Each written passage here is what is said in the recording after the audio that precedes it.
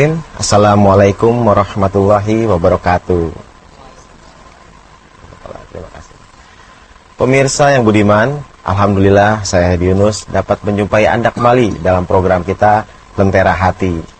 Untuk itu senantiasa puji dan syukur kita panjatkan kehadirat Allah Subhanahu wa taala, juga salawat serta salam kepada junjungan kita Nabi besar Muhammad sallallahu alaihi wasallam. Baik pemirsa yang ada di rumah, mungkin di antara Anda sekali ini ada yang sedang terbaring sakit. Mudah-mudahan Anda bisa menerima ujian dari Allah ini secara ikhlas. Dan tentunya kita mendoakan semoga Anda diberi kesembuhan oleh Allah. Amin. Berbicara mengenai ikhlas, satu kata yang sangat sering kita dengar. Mungkin ringan diucapkan, tapi konsekuensinya buat sebagian orang dibilang berat. Ikhlas itu sebetulnya berat. Entah dari sudut pandang agama Islam, hari ini kita akan bicarakan tentang ikhlas ini. Dan untuk itu seperti biasa telah ada hadir Ustadz kita, yaitu Pak Quraisy Shihab. Assalamualaikum Pak. Nanti kita bicara tentang ikhlas Pak Ustadz. Kita bicara tentang ikhlas. Dan di sini juga Pak Ustadz sudah hadir, bapak-bapak dan ibu. Mungkin bapaknya satu, tapi akang-akang ya di sini yang lebih muda. Dan juga ibu-ibu dari Darut Tauhid Jalan Cipaku, Jakarta Selatan. Assalamualaikum. Terima kasih sudah hadir di sini. Ya, tentang ikhlas Pak Ustaz. Silakan uraikan. Ikhlas. Kita mau lihat dulu dari segi bahasa itu apa sih artinya ikhlas. Orang katakan ikhlas tulus dan sebagainya. Kata ikhlas dalam berbagai bentuknya. Ada khalis, ada mukhlisan, ada mukhlisin, ada mukhlasin, itu semua dalam Al-Quran. Itu terulang 31 kali. Berbagai-bagai makna yang dikandung. Dari segi bahasa, kata ikhlas itu terambil dari akar kata yang bermakna murni, suci, setelah sebelumnya bercampur sesuatu dengan yang lain. Dalam bahasa Arab ada kata khalas, artinya sudah selesai. Sesuatu yang selesai itu ada tidak sebelumnya yang belum selesai?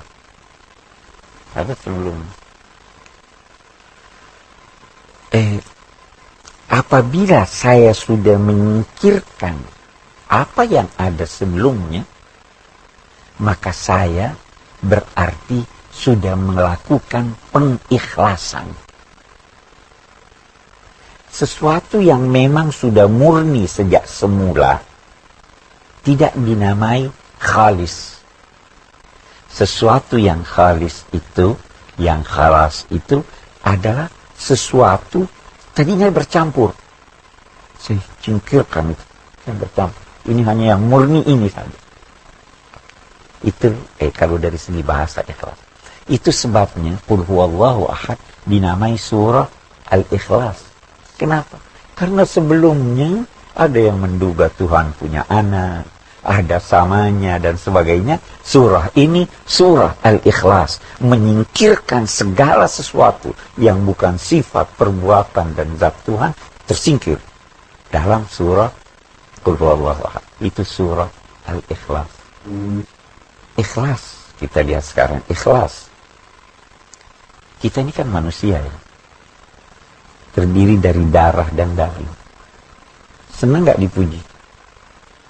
Semua kita senang dipuji. Kita melakukan sesuatu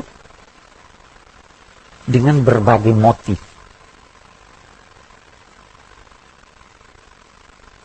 Ikhlas menyingkirkan segala sesuatu yang bukan buat Tuhan.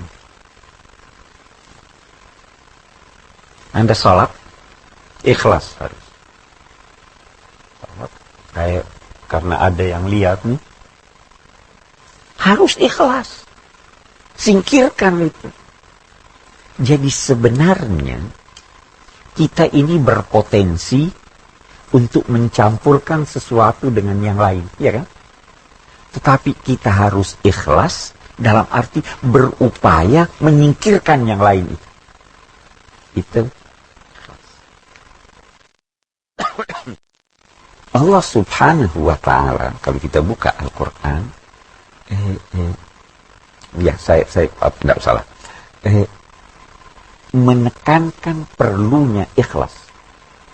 Wa ma umiru illa ya'budullaha mukhlishina lahuddin. Mereka itu tidak diperintahkan kecuali menyembah Allah dengan mengikhlaskan kepatuhan hanya kepadanya. Ya kan? Qul umirtu an a'budallaha mukhlishan lahuddin. Sampaikan wahai Nabi Muhammad, saya ini diperintahkan untuk menyembah kepada Allah dengan mukhlis, menyingkirkan segala sesuatu motif selain daripada motif kepada Allah, sehingga benar-benar dia suci walaupun tadinya sudah ada. Jadi kalau tadinya belum ada, tidak ikhlas. Harus ada upaya penyingkiran. Ikhlas ini dinamakan amal kalbu. Haji itu pada dasarnya amal fisik kan. Salat itu ada amal fisiknya. Setiap amal fisik harus disertai dengan amal kalbu. Ikhlas sendiri itu hanya amal kalbu, bukan amal fisik. Ikhlas itu adalah memantapkan niat dengan menyingkirkan segala sesuatu selain dari Allah. Jadi ada dua unsurnya. Mantapkan niat. Sudah mantap niat, lihat, masih ada enggak sesuatu selain dari Allah? Kalau masih ada sesuatu selain dari Allah, ikhlaskanlah. Apa artinya ikhlaskanlah? Singkirkan. Niat ini oleh Rasulullah dikatakan innamal a'malu binniyat. Sahnya amal atau sempurnanya amal dengan niat Anda. Niat itu tidak perlu diucapkan. Dulu zaman Nabi tidak ada itu. Orang mau sholat, usalli fardad dhuhri, tidak ada. Niat di dalam hati. Niat ini bisa bermacam-macam. Saya bisa ada niat untuk diri saya pribadi. Bisa ada niat untuk kepentingan anak saya. Bisa ada niat saya untuk cari popularitas. Bisa kan? Bisa ada niat saya untuk memperoleh sesuatu materi. Saya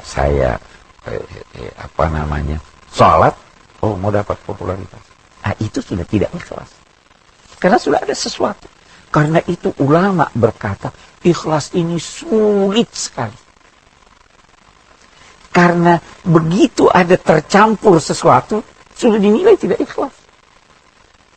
Ada tercampur sesuatu, sudah tidak dinilai ikhlas.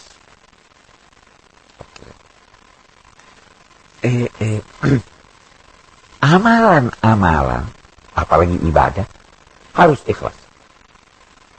Ibadah itu bermula dari niat, ya kan? Niat itu bisa diibaratkan dengan benih. Kita punya benih. Benih ini supaya tumbuh, saya harus tanam di tanah. Menanam di tanah itu adalah amal. Kita tanya sekarang, saya tanam benih, saya bisa tumbuh atau tidak? Belum tentu. Apa yang dia butuhkan? Dia butuhkan air. Dia butuhkan cahaya matahari. Ikhlas itulah airnya. Jadi kalau Anda berniat, sudah betul niat Anda. Anda sudah mengerjakan sesuatu, sudah betul, tapi tidak ikhlas, tidak tumbuh. Itu sebabnya kata Imam Ghazali, an-nasu kulluhum halka. Semua orang ini binasa. kecuali yang berpengetahuan. Karena kalau Anda tidak tahu, Anda tidak bisa melakukan sesuatu yang benar. Yang berpengetahuan semua binasa, kecuali yang mengamalkan pengetahuan. Oke? Yang mengamalkan pengetahuannya semua binasa, kecuali aku. Yang ikhlas. Yang ikhlas pun masih dalam bahaya. Kenapa?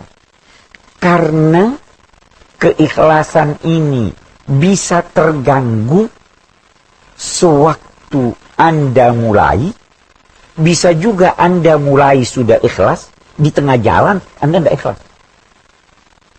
Boleh jadi di tengah jalan udah bagus, selesai sudah ikhlas, habis itu nggak ikhlas. Saya mau beri contoh. Saya mau sholat maghrib, ikhlas ini, billahi ta'ala, betul-betul, tidak ada orang nih. Tidak ada orang di sekeliling saya. Ikhlas saya. Allahu Akbar. Bismillahirrahmanirrahim. Baca Fatihah ini. Ada orang ngebel. Atau ada tamu masuk. Wah, ini tamu masuk, pasti dengar saya baca ayat. Tadinya saya mau baca Qul huwallahu ahad. Saya ubah. Saya baca ayat panjang. Ikhlas enggak? Sudah tidak ikhlas. Kapan ini muncul? Di tengah. Itu sulitnya ikhlas. Karena itu Allah, saya katakan tadi, menekankan sekali perlunya keikhlasan ini. Karena Allah itu menyatakan dirinya dalam satu hadis qudsi, saya ini yang terbaik dalam bersyarikat. Ana khairus syarikain. Orang biasa kalau berserikat, saya 50.000, ibu 50.000. Biasanya saya ingin ambil lebih banyak. Ya kan? Kalau Tuhan, dia berkata begini, kalau orang berserikat dengan saya punya hak, saya kasih dia. Saya punya hak, saya kasih dia. Jadi kalau saya antara saya dengan Tuhan, ini salat untuk Tuhan juga untuk manusia. Oh, Tuhan sudah tidak mau terima, kasih aja orang lain, saya nggak bisa terima. Itu sebabnya dia katakan dirinya, saya adalah yang terbaik di dalam bersyarikat. Jadi, bermula dari niat. Kesulitan ikhlas, karena Anda harus mantapkan niat.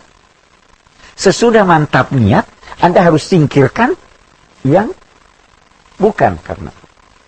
Kalau tidak, keikhlasan Anda tidak diterima. Dan kalau keikhlasan Anda tidak diterima, Tuhan tadi, oh ini kasih aja yang lain. Tidak usah buat saya. Itu makna ikhlas. Oke. Kita mari lihat. Kalau kita buka lembaran-lembaran Al-Quran, ada beberapa istilah yang digunakan oleh Al-Quran untuk menunjuk kata ikhlas. Ada kata lillah. Misalnya, inna salati wa nusuki wa mahyaya wa mamatiya lillahi rabbil alamin. Itu artinya mukhlis, saya semata-mata. Salatku, ibadahku, hidupku, matiku, semuanya demi karena Allah. Ikhlas karena Allah. Wa bidzalika umirtu wa ana awwalul muslimin. Yang demikianlah saya diperintahkan oleh Allah. Itu lillah. Terkadang juga dia katakan liwajhillah. Demi wajah Allah. Terkadang juga digunakan limardatillah. Itu semua sebenarnya maknanya ikhlas. Nah, ada satu prinsip yang di dalam ajaran agama ini dikatakan bahwa suatu amalan yang bercampur dengan yang lain tidak diterima Allah walaupun itu dilakukan oleh orang yang beriman. Jadi Anda Muslim, salat bukan karena Allah, tidak diterima. Kalau orang kafir sudah jelas tidak. Al-Quran menyatakan, وَقَدِمْنَا إِلَى مَا عَمِلُوا مِنْ عَمَلٍ فَجَعَلْنَاهُ هَبَاءً مَنْثُورًا. Kami mengarah kepada amalan-amalan baik orang-orang kafir itu, maka kami hapuskan, kami jadikan dia bagaikan debu yang berterbangan. Tidak ada. Ada perumpamaan lain Allah berikan, kalladzi yunfiqu malahu ria'an nas wa la yu'minu billahi wal yawmil akhir kamathali safwanin alaihi turab fa asabahu wabilun fatarakahu salda. Ini perumpamaan ayat ini. Ada batu licin, kan ada batu yang punya pori-pori, ada batu yang mungkin retak. Kalau batu yang retak itu ada pasirnya, pasir itu kalau cuma hujan-hujan rintik-rintik tidak hilang ya.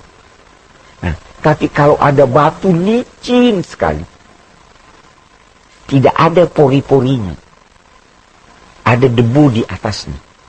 Kalau dia terkena wabil, hujan lebat, bagaimana jadinya batu itu? Masih ada sisanya, debunya. Nah, itu amalnya orang yang tidak ikhlas. Kamathali safwanin, batu yang licin, di atasnya ada tanah, tiba-tiba ada hujan lebat menimpa batu itu. Ada sisanya tanahnya? Tidak ada. Itu ikhlas. Nah, kita ingin lihat, ada enggak tanda-tandanya itu orang ikhlas atau tidak? Nah, kita harus tahu bahwa ikhlas itu sesuatu yang sangat tersembunyi. Ada satu riwayat menyatakan bahwa ikhlas itu rahasia antara Tuhan dengan hamba. Malaikat tidak tahu sehingga dia tidak tulis. Setan tidak tahu sehingga dia tidak goda. Rahasia. Hanya saya dengan Tuhan yang tahu. Jadi tidak usah Anda bilang, saya ikhlas loh. Boleh jadi apa yang Anda katakan ikhlas itu justru tidak ikhlas. Ya kan? Rahasia. Tapi ada tidak tanda-tandanya ini ikhlas ini orang atau tidak? Nah, ulama-ulama berkata, ada tanda-tandanya. Al-Quran ada mengisyaratkan tentang hal-hal tersebut. Yang pertama, buat yang ikhlas, dipuji atau tidak dipuji sama saja buat dia. Buat yang ikhlas, dia ingin menghindar dari pujian. Nah, jadi kalau Anda sudah melakukan suatu pekerjaan, terus waduh ini kok saya nggak dipuji ya. Ini sudah tanda bahwa keikhlasan kurang. Itu tandanya yang pertama. Tidak ada masalah. Jangan anggap, nah ini saya ingin katakan, jangan anggap di sisi lain, saya diberi honorarium, ini ada amplop, saya tolak. Jangan anggap bahwa itu tandanya saya ikhlas. Boleh jadi saya tolak karena saya tidak ikhlas. Ya kan? Jangan juga anggap saya terima, oh ini dia terima, tidak ikhlas. Itu tidak ada kaitannya dengan oke, itu saja. Yang kedua, tandanya yang kedua itu, dia tidak segan memuji orang yang melakukan kebaikan. Oh, itu ikhlas itu. Ada orang melakukan kebaikan, rendah dia sendiri, Anda tidak ikhlas, Anda tidak tulus terhadap orang itu. Ada pelakuan, oh baik sekali nih apa? Jadi dia tidak mau dipuji, ya toh? Tetapi dia tidak segan memuji sesuatu yang baik. Itu pertanda keikhlasan. Yang selanjutnya, dia takut dihinggapi sesuatu yang bertentangan dengan keikhlasannya. Takut amalnya tidak diterima. Jadi walaupun dia sudah ikhlas, dia tidak mengandalkan keikhlasannya. Jangan sampai tidak diterima.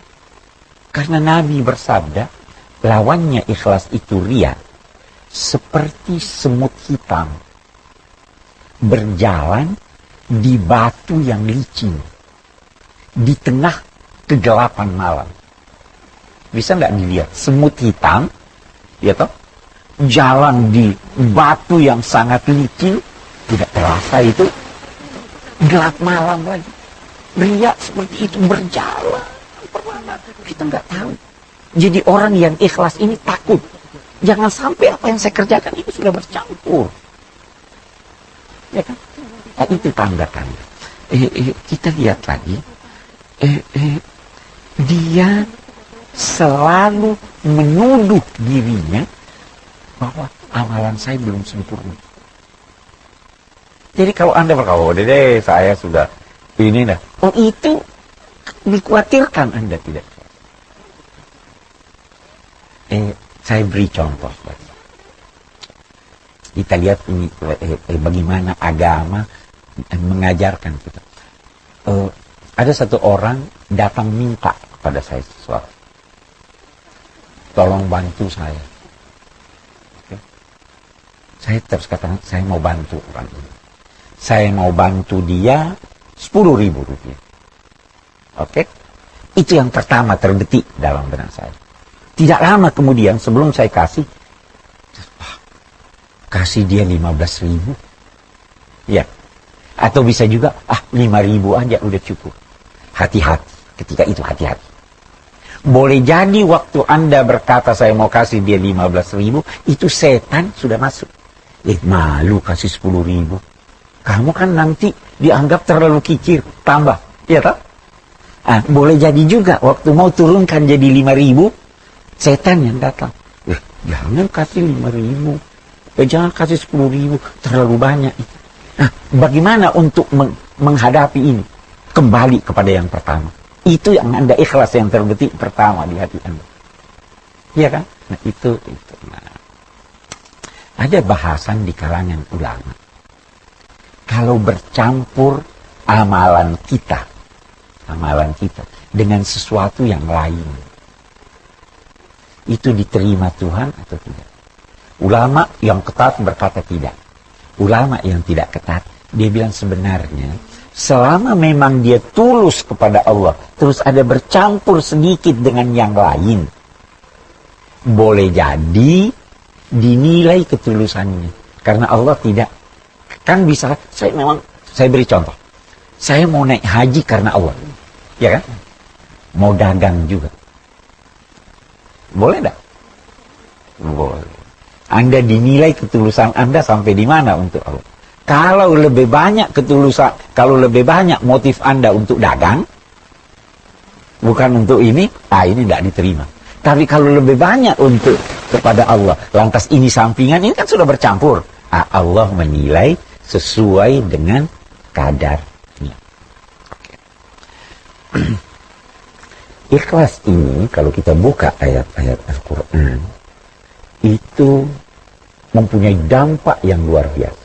Dampaknya yang paling besar adalah ketenangan jiwa. Siapa yang perhatiannya tertuju hanya kepada satu, maka itu jelas jiwanya lebih tenang daripada mau ini, mau itu, mau ini, mau itu. Ya kan? Jadi dampak yang terbesar dari keikhlasan adalah ketenangan jiwa seseorang. Saya kira itu ya. Baik pemirsa Metro TV yang budiman, kita kembali lagi ke dalam Lentera Hati. Dan sekarang kita akan memberikan kesempatan kepada bapak-bapak dan ibu-ibu yang ada di studio untuk mungkin ada yang mau bertanya pada Pak Ustadz. Silakan dari ibu dulu. Assalamualaikum warahmatullahi wabarakatuh, Ustadz. Saya mau nanya, tadi Ustadz bilang kan kalau pertama kali kita udah niatnya ikhlas, tapi di tengah jalan ternyata ada tercampur. Terus itu kita jujur aja saya sering seperti itu. Terus saya istighfar, ya Allah gini-gini. Sedangkan tadi menurut Ustadz ada sebagian ulama bilang itu nggak bisa. Sedangkan yang sebagian lagi itu bisa. Jadi gimana caranya maksudnya? Kalau semuanya tuh kan kolbunya kan nggak itu ya Ustadz, itu gimana solusinya gitu. Wah, terima kasih jazakallahu khairan. Itulah sulitnya ikhlas. Ya kan? Nah, kita harapkan begitu terlintas di dalam benak sesuatu kekeruhan, ya kan? Kalau ada upaya untuk menyingkirkan kekeruhan itu, maka itu ikhlas lagi. Nah, itu sebabnya tadi saya katakan, ulama yang ketat sudah campur, tidak lagi. Tapi ada ulama berkata tidak. Karena apa? Memang sulit ikhlas itu. Karena kita manusia. Selalu bisa timbul setan, selalu datang, bisa menggoda. Nah, kita ikhlas. Begitu dia datang, kita ikhlas. Dalam arti apa? Kita singkirkan lagi. Enggak, ini enggak benar. Ini enggak benar. Jadi itu proses terus. Jadi insya Allah tidak apa-apa. Insya Allah tidak apa-apa. Sangat tipis sekali Pak Ustadz, antara ikhlas menjadi ria itu. Oh iya, batasannya tipis sekali. Itu sebabnya juga saya katakan tadi, bahwa ria itu kita tidak rasakan ria. Itu sebabnya ulama takut. Jangan sampai saya sudah baik-baik nih, menurut penilaian saya, ini ada riaknya di sini. Iya, Iya. bisa itu. Baik, ke Mas mungkin pertanyaan kedua ya. Assalamualaikum warahmatullahi wabarakatuh. Ustadz, saya agak bingung ini masalah ikhlas sama tulus. Yang saya pernah dengar itu kalau tulus itu kan ada keikhlasan, tapi kalau ikhlas itu pasti tulus. Dan untuk itu juga yang kedua, doa apa supaya kita itu benar-benar diberi rahmat oleh Allah, supaya itu kita benar-benar dalam melakukan ikhlas itu, doa-doanya. Terima kasih. Assalamualaikum warahmatullahi wabarakatuh. Ya. Saya bukan ahli bahasa Indonesia. Ya. Saya tidak tahu tulus apa berbeda dengan ikhlas. Hanya yang jelas, tulus itu bahasa Indonesia. Ikhlas itu asalnya bahasa Arab yang masuk dalam perbendaharaan bahasa Indonesia. Kita perlu tanya ini pakar, apa sih yang dimaksud dengan tulus itu? Nah, secara umum orang berkata tulus itu adalah hati yang bersih, yang murni, sehingga bisa-bisa dipersamakan dengan ikhlas. Tapi apakah kata seperti itu saya tidak tahu. Yang kedua, kita sebenarnya beribadah kepada Allah itu termasuk dalam ingin mencapai keikhlasan ini, itu perlu bantuan Allah. Itu sebabnya ada doa, Allahumma a'inni ala zikrika wa syukrika wa husni ibadatik. Bantu saya. Itu sebabnya iyyaka na'budu wa iyyaka nasta'in. Kita bermohon kepada Allah untuk menghilangkan yang keruk-keruk itu. Orang yang berupaya dan bermohon, itu di dalam Al-Quran ada istilah mukhlisin, innahu min ibadinal mukhlisin, ada juga mukhlasin. Nabi Yusuf itu dinamai innahu min ibadinal mukhlasin. Mukhlis itu upaya dari seseorang untuk ini. Mukhlas itu Tuhan yang memilih dia, menyingkirkan segala apa yang di dalam hatinya, sehingga semua kegiatannya hanya terarah kepada Allah Subhanahu wa Ta'ala. Itu mukhlas. Nabi Yusuf dinilai seperti itu. Digoda oleh perempuan, di ini, di itu. Dia tidak peduli. Semua diarahkan kepada Allah. Kenapa? Pada akhirnya dia dijadikan alat Tuhan. Kamu hanya khusus buat saya. Sama seorang, Anda hanya khusus melayani bapak saya atau ibu saya. Yang lain tidak ada. Tidak usah masak, tidak usah ini, tidak usah. Itu namanya mukhlas untuk itu. Ada orang yang mukhlas, dipilih oleh Tuhan. Itu atas bantuan Tuhan. Salah satu caranya berdoa. Berupaya dan berdoa. Saya kira jelasnya. Baik, pertanyaan terakhir mungkin dari Ibu. Silakan. Assalamualaikum warahmatullahi wabarakatuh. Pak Ustadz, seperti Ustadz katakan tadi bahwa kita mungkin di awal ikhlas, di belakangan, di tengah nggak ikhlas, atau di akhir. Ini kadang-kadang kita sudah melakukan sesuatu dari awal ikhlas, udah selesai nih Ustadz. Tapi kemudian karena sesuatu hal, sebagai contoh misalnya kita memberikan satu barang kepada seorang, kemudian oleh orang itu barang yang kita berikan tidak digunakan sebagaimana mestinya atau disia-siakan. Kemudian kita merasa menyesal, wah coba kalau saya tidak kasihkan ke orang itu. Terus yang kedua, bagaimana kiatnya untuk mengasah diri supaya selalu ikhlas, Ustaz? Assalamualaikum warahmatullahi wabarakatuh. Sebenarnya contoh yang pertama yang ibu berikan itu kan dia sudah ikhlas. Dia menyesal bukan karena memberinya, tetapi dia menyesal karena dia tidak gunakan. Seandainya di sini tidak ada kaitannya dengan ikhlas, wajar ibu menyesal. Saya beri dia sajadah buat salat, ikhlas. Dia tidak gunakan, saya menyesal. Kenapa saya kasih dia? Mestinya saya kasih orang lain. Ya, yang suka sholat. Jadi itu tidak ada kaitannya. Nah, kiat-kiatnya itu sebenarnya untuk ikhlas. Ketahuilah apa bahaya yang diakibatkan oleh tidak ikhlas. Kalau kita tahu itu, ketahuilah apa manfaat yang dapat diperoleh karena keikhlasan. Salah satu manfaatnya, tadi saya sudah sebut itu, manfaatnya yang lain, itu Anda akan bersinambung, akan melakukan suatu pekerjaan tanpa memperhitungkan apa ini bisa saya selesaikan atau tidak. Apa ini ada hasilnya buat saya atau tidak. Itu manfaat ikhlas. Pokoknya saya kerja. Salah satu manfaatnya, amalan aktivitas Anda yang bukan ibadah, itu bisa dinilai jadi ibadah. Karena ikhlas. Nah, kalau kita mengetahui ini mungkin sebagian dari kiat-kiat yang dapat mengantar kita untuk menyingkirkan yang lain-lain yang bukan karena Allah. Itu. Baik Pak Ustadz, seperti biasa kita sudah hampir tiba di penghujung acara. Jadi kesimpulan dari Pak Ustadz tentang ikhlas ini, kesimpulan kecil. Jadi saya kira begini, ikhlas itu terdiri dari dua unsur pokok. Yang pertama pemantapan niat, yang kedua upaya menyingkirkan apa yang di dalam niat itu yang tidak sesuai dengan tuntunan agama, yang tidak sesuai dengan demi karena Allah. Itu ikhlas. Ikhlas harus ada sebelumnya kekeruhan. Kekeruhan itu yang harus disingkirkan. Ini menandai bahwa kita ini manusia lemah. Ada selalu keinginan untuk dipuji, keinginan untuk ini.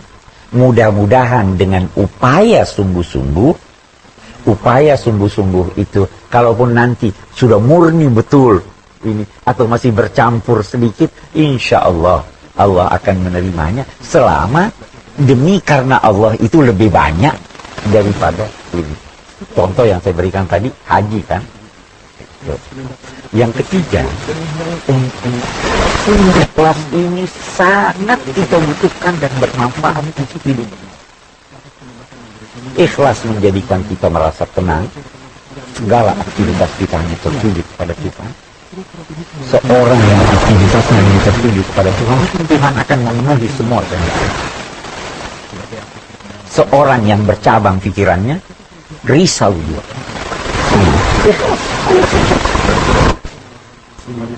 Itu saya kira kesimpulan ambil dalam konteks pembicaraan ini. Sebenarnya masih sederhana ya, waktu kita terbatas untuk melihat makna ikhlas.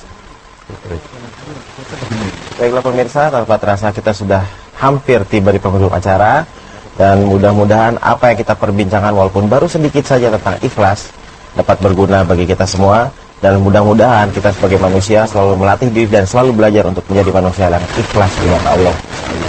Dan terima kasih sekali lagi kepecahan kepada bapak-bapak dan ibu-ibu dari Darut Tauhid Jakarta, kemudian itu Bapak Ustadz. Insya Allah kita akan ketemu lagi. Nah pemirsa, insya Allah kita akan ketemu lagi pekan depan masih bersama Hedi Yunus dan seluruh kru Lentera Hati. Wabillahi taufiq wal hidayah. Wassalamualaikum warahmatullahi wabarakatuh.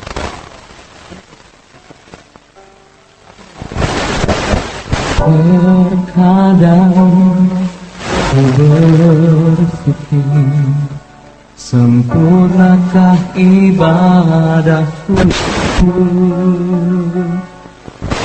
segala pengabdianku padamu Allah, ampuni daku.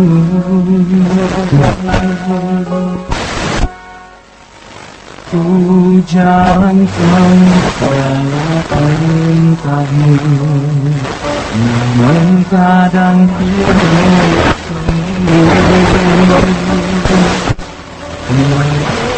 berharap pada inginku agar kau selalu